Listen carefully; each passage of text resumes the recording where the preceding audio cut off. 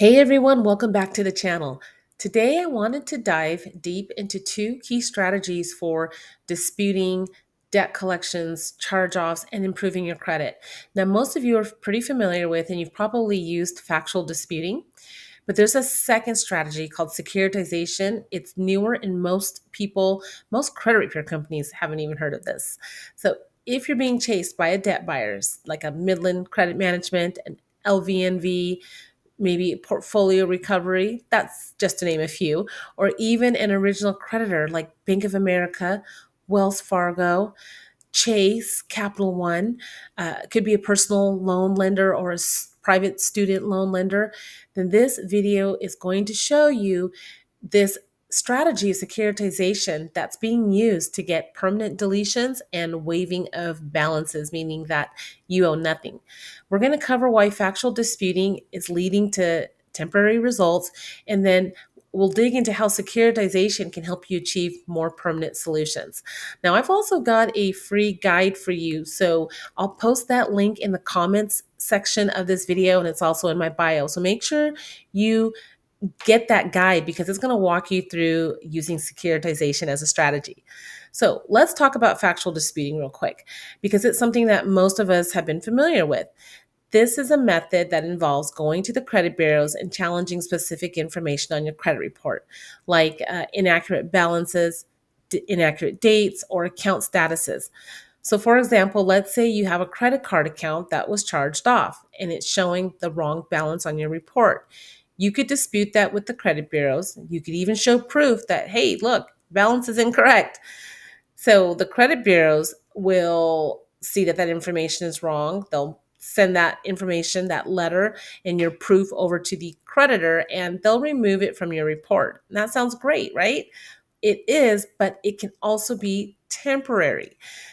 Here's where the issue comes in with factual disputing. Removals oftentimes don't last. Why is that? Because even if the credit bureaus take a negative account off of your report, the creditor or debt collector can correct the error. And then that gets re reported. That account gets re reported back on the credit report. So you might see the account disappear. They call it like a temporary suppression from your credit report for a few months, only to see it reappear later on.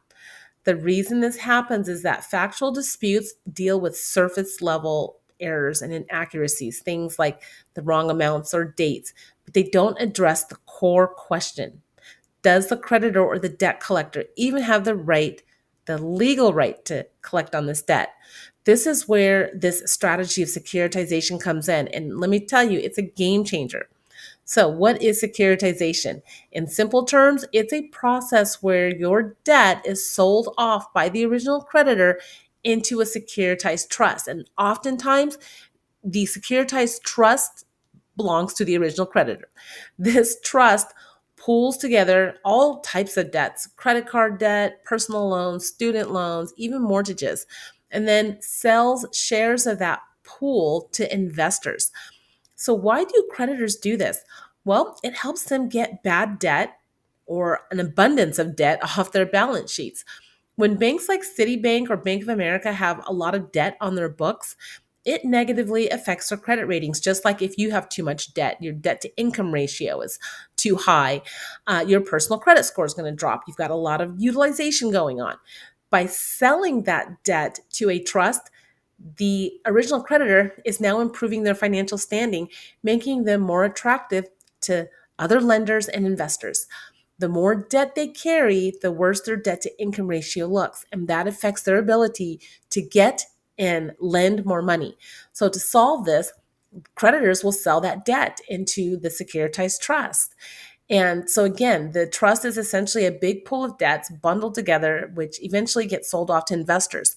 So that means that your debt gets sold off and it never comes back to the original creditor. And so, by doing this, that creditor removes the debt from their balance sheet, it improves their financial health, and it allows them to offer more loans and credit to other consumers. What's crucial to understand here is that the trust is technically now the owner of your debt, not the original creditor. And that is where things get a little tricky and where you can start to build a defense. So let's break it down with an example. Say you have a credit card with Citibank. Now you've defaulted on the payments, it's going into charge off status. Meanwhile, unbeknownst to you, years ago, Citibank had already sold your debt to a trust. The trust then turned around and sold your debt along with hundreds of others to an investment firm. That's what the whole process of securitization is about. So now the original creditor, Citibank, they're no longer the owner of the debt. And here's where it gets even more interesting. The securitized trust won't come after you. They rarely come after a person for the debt directly. Instead, it's the original creditor who's still acting like the original creditor, even though they no longer are. And oftentimes the original creditor has the nerve to sell your debt that they've already sold, resell it to a debt buyer or a law firm to pursue you. And that's when you start to receive those calls or lawsuits. So, this is why securitization matters. Because if the original creditor or the debt buyer, whoever has your balance, who's claiming that they purchased your debt, if they don't really legally own the debt, then they don't really legally have a standing to come after you or sue you for something they don't own. You can't be sued by a third party. So, under the Fair Debt Collection Practices Act, also known as the FDCPA, a debt collector must prove that they own the debt in order to collect on it. And if the debt has been securitized, well, they need to have specific documents like a chain of title and bill of sale to prove that it's theirs to collect on. Oftentimes, they cannot provide these. So, if you're being sued or harassed by a law firm on behalf of a creditor or a debt buyer, securitization for a credit card, a private student loan, medical bills in some cases, and like I said, mortgages, all of this, securitization is your defense. And here's where the Fair Credit Reporting Act, the FCRA, and then that Fair Debt Collection Practices Act, the FDCPA, come into play. There's key section of these laws that are on your side. So with the FDCPA, it's illegal for a debt collector to falsely represent the ownership of the debt. If they claim to own a debt they don't have documentation for, that's a violation. And also under the FDCPA, you have the right to request validation of the debt. This means that you can demand that the collector prove that they own the debt and that they have the right to collect it. And if they cannot provide proof, they're legally obligated to stop pursuing it. Now, under the FCRA covers more of the creditor, the original creditor. This section covers the accuracy of the information that's being reported. So if a creditor is reporting a debt that they don't own, they're in violation of this section. You can dispute this with the credit bureaus. So let me give you another example. Say you receive a lawsuit from a debt buyer like Midland Credit Management or maybe even LVNV Funding. They claim that you owe $5,000 on an old credit card debt, but guess what?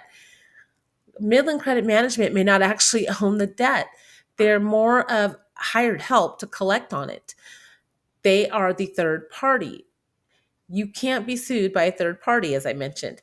So you can challenge the lawsuit by asking Midland Credit Management for proof of ownership, like the bill of sale, chain of title, and there's some other documents you can ask for because you're wanting to trace the debt back to see if it even traces back to the original creditor based on the what you probably have is a broken bill of sale or broken chain of title. So if they cannot provide these documents, or if these documents are questionable, and most of the time the documents are just sloppy, then they may not have the legal standing to sue. So, in using all of this to fight back, if you're in this situation, here's what you can do. If you believe your debt has been securitized, and let me tell you, almost all debt has been securitized, what do you do next?